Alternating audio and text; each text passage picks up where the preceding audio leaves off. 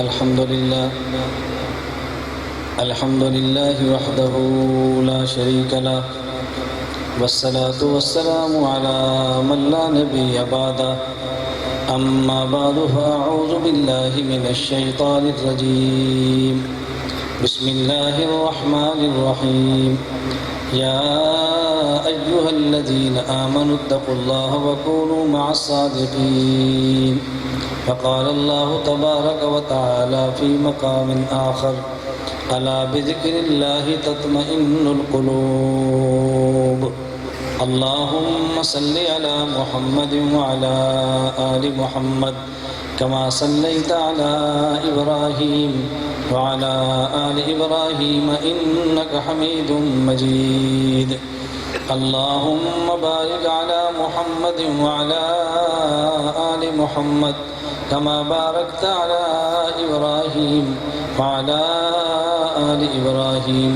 إنك حميد مجيد میرے نہایت واجب الاحترام بزرگوں، مسلک اہل سنت والجماعت سے تعلق رکھنے والے دوستوں اور بھائیوں، آپ حضرات کے علم میں ہے ہر انگریزی ماہ کی پہلی جمعرات مغرب تا عشاء ہمارے ہاں اصلاحی بیان بھی ہوتا ہے اور خانقاہ میں مجلس ذکر بھی ہوتی ہے۔ یومیہ مجلس ذکر بعد از نماز فجر سورہ یاسین کے بعد ہوتی ہے۔ ماہانہ مجلس ذکر ہر انگریزی ماہ کی پہلی جمعرات مغرب تا عشاء ہوتی ہے، اور ہماری شدید ترین یہ خواہش ہوتی ہے کہ اگر ہمیں اپنے اکابرین میں سے کسی بزرگ کا دامن ملے تو اس کو مضبوطی سے تھامنے کی کوشش کریں، اگر ان کی زیارت کا موقع ملے تو ہرگز ہاتھ سے جانے نہ دیں، اور اگر کسی کے پاس بیٹھنے کے کچھ سیکنڈ میسر ہوں اللہ کا احسان اور سعادت سمجھ کر اس کو غنیمت جانیں۔ یہ ہماری قلبی خواہش ہے۔ میں آپ کی خدمت میں اختصار کے ساتھ صرف ایک بات عرض کرتا ہوں، اچھی طرح اس کو یاد فرما لیں، وہ یہ کہ اگر کوئی شخص یہ چاہے کہ وہ دنیا میں اللہ کا ولی، اللہ کا دوست، اللہ کا محبوب بنے، دنیا میں گناہوں سے بچے، تقوی کی دولت ملے، قبر کے عذاب سے بچے اور راحت اس کو ملے، اور حشر کے میدان میں ذلت سے بچے اور عزت ملے، اللہ کے عرش کا سایہ ملے، رسول اللہ صلی اللہ علیہ وسلم کے ہاتھوں جوم کوثر ملے، اور بغیر حساب کے یا جلد پرصراط سے گزر کے جنت میں جائے، اگر کس شخص کی یہ تمنا ہو اس کو دنیا کی زندگی بھی اچھی ملے اور موت کے بعد کی زندگی بھی اچھی ملے، وہ دو باتوں کا اہتمام کرے، اللہ اس کو دنیا اور آخرت کی عزتیں، دنیا اور آخرت کا سکون و سرور، اور دنیا اور آخرت میں اللہ اس کو قلبی سکون عطا فرمائیں گے۔ وہ دو باتیں کون سی ہیں؟ میں نے اس کو سمجھانے کے لیے قرآن کریم کی دو آیتیں آپ کی خدمت میں تلاوت کی ہیں، آسان لفظوں میں سمجھیں۔ وہ دو چیزیں یہ ہیں، نمبر ایک ذکر اللہ کی کثرت، نمبر دو اہل ذکر اللہ کی صحبت۔ یہ دو باتوں کا اہتمام کرے، آسان لفظوں میں کہہ لیں اللہ کا ذکر بہت زیادہ کرے، نمبر دو اللہ کے اولیاء کی مجلس میں زیادہ سے زیادہ رہے۔ قرآن کی دو آیتیں سمجھیں اور اس کو اپنے پلے باندھنے کی کوشش کریں۔ جہاں تک ذکر اللہ کا تعلق ہے تو کلام اللہ میں الفاظ بڑے عجیب اللہ نے ارشاد فرمائے الا بذکر اللہ تطمئن القلوب۔ اب یہاں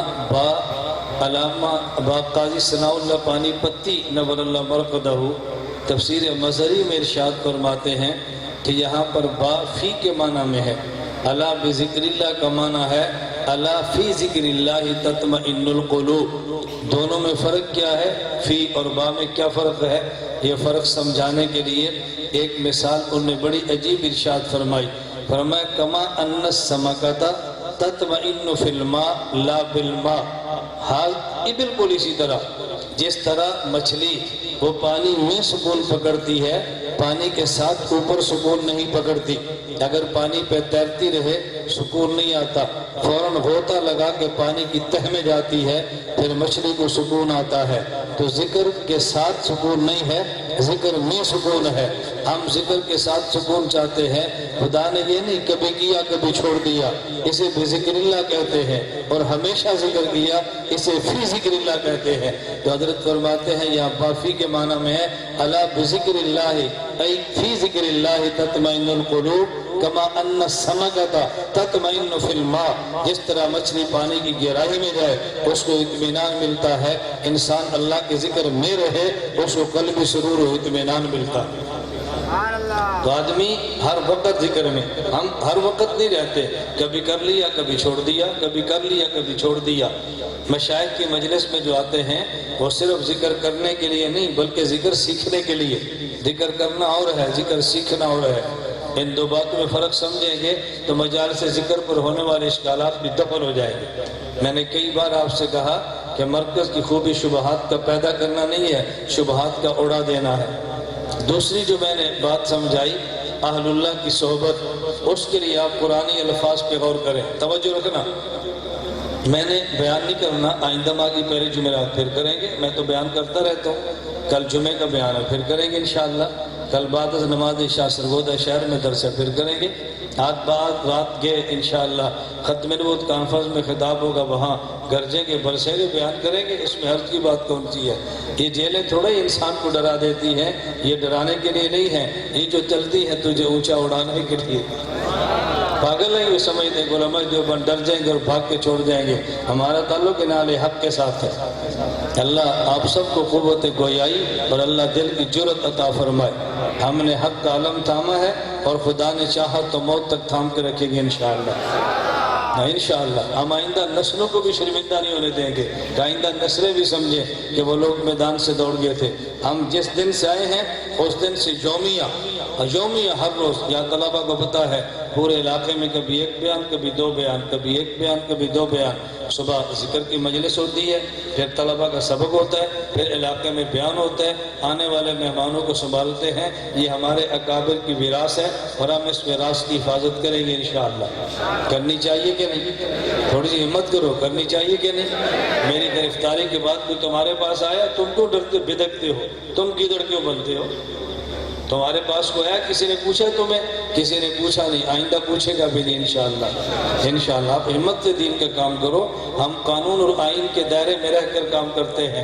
یہ ملک ہمارا ہے، ہم نے ملک کی حفاظت بھی کرنی ہے اور آئین کے دائرے میں رہتے ہوئے ہم انشاءاللہ دین کی خدمت بھی کریں گے۔ اسلام بھی ہمارا ہے، پاکستان بھی ہمارا ہے، ہم دونوں کی ہر قیمت پہ حفاظت کریں گے انشاءاللہ۔ جو ملک کو توڑنا چاہتے ہیں ہمارے دشمن ہیں، ہم ان پہ لعنت بھیجتے ہیں۔ جو ہمارے ملک کا خیر خواہ نہیں ہے، ہمارا ہرگز خیر خواہ نہیں ہے۔ اس کا معنی ہم اپنے نظریات سے واپس آ جائیں، یہ ہمارے بس میں نہیں ہے، اور ہم انشاءاللہ اپنے نظریات کا تحفظ کریں گے جیسے تحفظ کرنے کا حق ہے انشاءاللہ۔ میں عرض کر رہا تھا کہ ہمارے بیان تو چلتے رہتے ہیں، ہماری اپنی بھی خواہش ہے۔ میں نے حضرت سے عرض کیا تھا آپ آدھا گھنٹہ کریں، 1 گھنٹہ فرمائیں، 10 منٹ کریں، 10 گھنٹے کریں، ہم آپ کے خدام ہیں۔ خدام کی خوشی ہوتی ہے کہ مخدوم کی خدمت پہ زیادہ سے زیادہ بیٹھے۔ بعض حضرات کی خواہش تھی، کوئی امین نے نظم تیار کی، قاری مقصود صاحب نے تیار کی، اور ان کا کلام تو ماشاءاللہ آپ نے سنا ہی ہے۔ اللہ ان کی عمر میں زبانوں میں اور برکت عطا فرمائے۔ میں نے حضرت سے اجازت لی کہ اگر آپ مناسب سمجھیں تو بعد میں تشریف لائیں، مناسب سمجھیں تو بیٹھے آپ کی موجودگی میں کلام پڑھا جائے۔ تو انہوں نے فرمایا ہماری موجودگی پڑھے، ہم بھی کلام سنیں گے۔ اس لیے ہم نے تھوڑی سی حضرت کو زحمت دی ہے تاکہ آپ ان کی مجلس میں بیٹھے رہیں، اور شیخ کی مجلس میں بیٹھنا اور شیخ کی صحبت میں رہنا، سبحان اللہ، یہ اللہ کی خاص عطا ہے کہ خدا نے اتنے مرتبہ اتنا موقع آپ کو زیارت کر دیا ہے، اور بیٹھنے کی خدا نے دولت عطا فرمائی ہے۔ اللہ ان کی عمر میں برکتیں عطا فرمائے، دادیر اللہ صحت و عافیت عزت کے ساتھ اللہ ان کو زندگی عطا فرمائے۔ دوسری میں نے آیت پڑھی ہے، یا ایھا الذین آمنوا اتقوا اللہ۔ اللہ نے فرمایا کہ اے ایمان والو تقوی اختیار کرو، نیک اعمال کرو، گناہوں سے بچو، اگر گناہ ہو جائے تو توبہ کرو، اسی کا نام تقوی ہے۔ اللہ یہ تقوی کیسے ملے گا؟ توجہ رکھنا، کونوا مع الصادقین، صادقین کے ساتھ رہو تمہیں تقوی مل جائے گا۔ کلام کا تقاضا یہ تھا، اللہ کونوا مع الصادقین نہ فرماتے، کونوا مع المتقین فرماتے۔ اتقوا اللہ وکونوا مع المتقین، تمہیں تقوی چاہیے تو متقین کے ساتھ رہو، فرمایا تقوی چاہیے تو صادقین کے ساتھ رہو۔ یہ کیوں؟ علامہ آلوسی نے ایک جملہ کہا ہے جیسے ساری بات سمجھ آتی ہے روح المعانی میں. وہ جملہ کیا ہے؟ فرمایا اتقوا اللہ وکونوا مع الصادقین ای الصادقین فی التقوی. متقین نہیں فرمایا. بعض متقین کاذب ہوتے ہیں جن کی خلوت الگ ہوتی ہے، جلوت الگ ہوتی ہے، اندر وہ اپنی مریدیوں کو تاڑتے ہیں اور باہر نظر سے بچنے کی باتیں کرتے ہیں. ان کی صحبت میں رہنے سے تمہیں تقوی نہیں ملے گا. یہ کاذب فی التقوی ہے. اگر تقوی چاہتے ہو تو ایسے حضرات کی صحبت میں رہو. کونوا مع الصادقین، جو صادق فی التقوی ہے، ان کی جیسے جلوت ہے ویسے خلوت. اور پھر اگلی بات سمجھنا، ہم بھی عجیب لوگ ہیں. مہینے بعد آئے ختم، سال بعد آئے ختم، 6 ماہ بعد زیارت کی ختم. قرآن نے ہرگز یہ نہیں کہا. قرآن کریم کا انداز سمجھے. فرمایا اتقوا اللہ وکونوا مع الصادقین. ماں معیت کے لیے آتا ہے اور صحبت شدیدہ کے لیے آتا ہے. اگر تمہیں تقوی چاہیے تو شیخ کی مجلس میں کبھی کبھی نہیں، شیخ کے ساتھ رہا کرو. کبھی کبھی نہیں، ساتھ رہا کرو.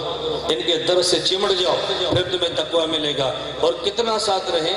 علامہ آلوسی فرماتے روح المعانی میں، مفتی بغداد علامہ آلوسی رحمۃ اللہ علیہ فرمایا خالطوہم لتکونوا مثلہم. ان کے ساتھ ایسا رہو کہ تم ان جیسے نظر آنا شروع ہو جاؤ.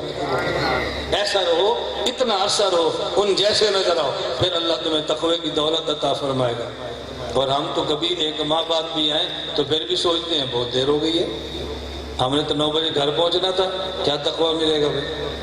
جو اتنی دیر بھی شیخ کی صحبت میں بیٹھنے کے لیے تیار نہیں ہے، کیا تقوی ملے گا اس کو؟ حضرت محمد حسن عباسی مولانا نور اللہ مرقدہ لاہوری رحمۃ اللہ علیہ کے آخری خلیفہ جو دنیا سے گئے ہیں، ضلع سانگڑ سندھ میں شاپور چاکر، میں ان کی خدمت میں 2 بار وہاں پر گیا ہوں. اب ذرا بات سمجھنا. حضرت مرید تھے حضرت لاہوری رحمۃ اللہ علیہ. شیخ کے ساتھ کیسے رہنا چاہیے؟ لاہوری رات کو گھر گئے عشاء کے بعد، فرمایا تم یہی کھڑے رہو، میں آتا ہوں. لاہوری گھر اور اپنے کام میں لگ گئے، سو گئے، آرام میں مشغول ہو گئے. جب صبح فجر کو باہر نکلے تو مرید باہر کھڑا ہے. فرمایا تم گئے نہیں؟ کہا جی آپ نے کہا تھا ادھر رہو. بیٹھے نہیں؟ کہا جی آپ نے کہا تھا کھڑے رہو. میں کیسے بیٹھتا؟ یہ ہے کونوا مع الصادقین. یہ نہیں کہ مہینے بعد اور پھر بھی گھڑیاں دیکھو، یہ فراڈ ہے. مع الصادقین نہیں ہے. یہ شیخ کے ساتھ محبت کی علامت نہیں ہے. کم از کم مہینے میں 1 رات کے لیے تو بیگم کو بھول جاؤ. 1 رات تو قربان کر دو شیخ کی صحبت پہ، پھر دیکھو خدا کیسے تمہیں عطا فرماتا ہے. میں یہ بات مذاق میں نہیں کہتا، خدا کی قسم اٹھا کر کہتا ہوں. اگر تقوی اور اللہ کی محبت چاہیے 2 چیزوں کا اہتمام کرو، ذکر اللہ کی کثرت اور اہل اللہ کی صحبت. بھائی یہ ہمارے ذمہ ہے، پھر انوار و برکات کی بارش اللہ کے ذمہ ہے. تو کبھی کبھی کا معاملہ چھوڑ دو. اس لیے آدمی کو معرفت نہیں ملتی، یہ کبھی کبھی کے چکر میں رہتا ہے. میری گزارش سمجھ آ رہی ہے؟ بس میں یہی بات عرض کرتا ہوں، 2 باتوں کا اہتمام کریں. نمبر 1 ذکر اللہ کی کثرت، اور نمبر اہل اللہ کی، بولیے اہل اللہ کی بات. دیکھو اللہ کیسے خوش ہوتے ہیں، اور اہل اللہ کی صحبت سے اللہ خوش کیسے ہوتے ہیں، اللہ کیسے عطا فرماتے ہیں. قرآن نے عجیب طرز اختیار کی ہے. جنت میں جانا چاہتے ہیں یا نہیں؟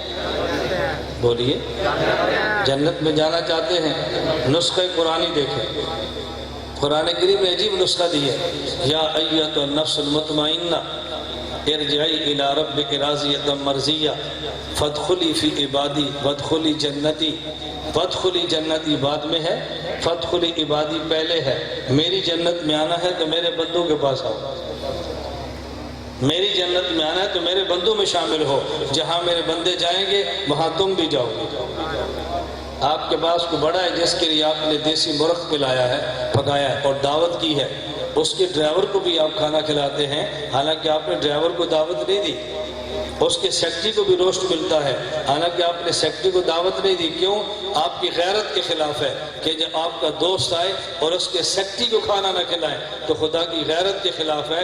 اپنے بندے کو جنت میں لے جائے، اور جو بندے کی خدمت کرتا ہے اور اس کی صحبت میں رہتا ہے، اللہ اس کو محروم کر دے. خدا کی غیرت کے خلاف ہے. ایسا کبھی نہیں ہوتا. میں کیسے آپ کی خدمت میں عرض کروں؟ اللہ حضور ہے. اللہ اپنی غیرت کو سمجھانے کے لیے عجیب طرز اختیار کرتے ہیں. میں نے پرسوں ایک جگہ بیان میں کہا، میں نے کہا خدا کیسے سمجھاتے ہیں؟ ایک آیت ذرا سمجھو، اللہ کی راہ میں صدقہ دو، اللہ کی راہ میں گندم، عشر، زکوٰۃ، پیسے دو، اور خدا نے کیسے سمجھایا ہے؟ فرمایا مثل الذین ينفقون اموالهم فی سبیل اللہ کمثل حبۃ انبتت سبع سنابل فی کل سنبلۃ مئۃ حبہ۔ آگے فرمایا واللہ یضاعف لمن یشاء، اللہ کی غیرت کا درس سمجھنا۔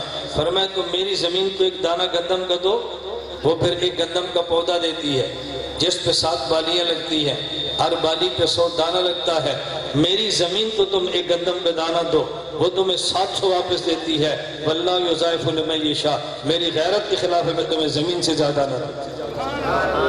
زمین ایک دانے پہ 700 دیتی ہے اور میں تمہیں 700 سے کم دوں، یہ میری غیرت کے خلاف ہے۔ واللہ یضاعف لمن یشاء، میں اللہ کتنا کریم ہے۔ زمین کو گندم کو آپ ایک دانہ گندم کا دے دو زمین کو، وہ 700 دیتی ہے، تو خدا 7 کروڑ نہیں دے گا؟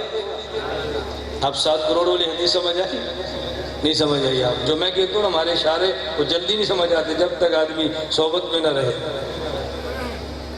میں اس لیے عرض کرتا ہوں اللہ کا کم، اللہ بہت غیور ہے، اللہ بندے کو نوازتے ہیں۔ حدیث پاک میں رسول اللہ صلی اللہ علیہ وسلم نے فرمایا، توجہ کرنا، نبوت کی کلام کی بلاغت اور فصاحت دیکھیں۔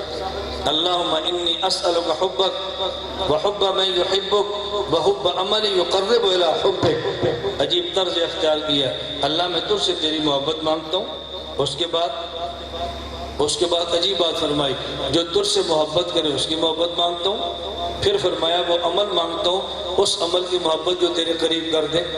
عجیب بات ہے، یہ 3 باتیں کیوں فرمائی؟ اللہ تیری محبت، تیرے دوستوں کی محبت اور اعمال کی محبت جو تیرے قریب کرے۔ توجہ رکھنا، اصل مقصود اللہ کی محبت ہے۔ اللہم انی اسألک حبک، اللہ تجھ سے محبت مانگتا ہوں۔ وہ محبت ملے گی کیسے؟ اچھے عمال کریں گے خدا کی محبت ملے گی، اور اچھا عمل کیسے ملے گا؟ درمیان میں جملے کا اضافہ کیا، وحب من یحبک، میرے اولیاء سے محبت کرو، ان کی برکت سے تمہیں اچھے عمال مل جائیں گے، اچھے عمال سے تمہیں میری محبت مل جائے گی۔ یہ ہمارا تو پریکٹیکل ہے بھائی، تجربہ ہے، پریکٹیکل لائف ہے۔ میں بار بار کہتا ہوں ہم تھیوریوں والے ملا نہیں ہیں، پریکٹیکل لائف کی بات کرتے ہیں۔ ہم نے آزما کے دیکھا ہے، خدا کی قسم ولی کی صحبت سے جو اعمال کی توفیق ملتی ہے وہ دور رہنے سے ہرگز نہیں ملتی، یہ قریب رہنے سے ملتی ہے۔ اور یہ ہمارا معاملہ نہیں، یہ صحابہ کرام کے دور کی باتیں ہیں۔ حضرت حنظلہ مدینہ منورہ کی گلی بازار میں چل رہے تھے، نافق حنظلہ، نافق حنظلہ، حنظلہ منافق ہو گیا، میں منافق ہو گیا۔ حضرت ابو بکر صدیق رضی اللہ عنہ نے پوچھا، حنظلہ تو صحابی ہے، تو کیسے منافق؟ انہوں نے کہا جب حضور کے مجلس میں ہوتا ہوں ایمانی کیفیت اور ہوتی ہے، بیوی بچوں کے پاس آتا ہوں کیفیت اور ہوتی ہے۔ ابو بکر صدیق فرمانے لگے نافق ابو بکر، پھر تو میں بھی منافق ہوں، جب میں گھر میں ہوں تو میری کیفیت اور ہے، اور جب حضور کے مجلس میں جائے کیفیت اور ہے۔ صحابہ کو اشکال پیدا ہوا، پریشان ہو کر دین نہیں چھوڑا، حضور کی خدمت میں گئے، کہ یا رسول اللہ ہمیں ایک شبہ پیدا ہو گیا۔ فرمایا وہ کیا؟ آپ کی مجلس میں کیفیت اور ہے اور گھر جائیں تو کیفیت اور ہوتی ہے۔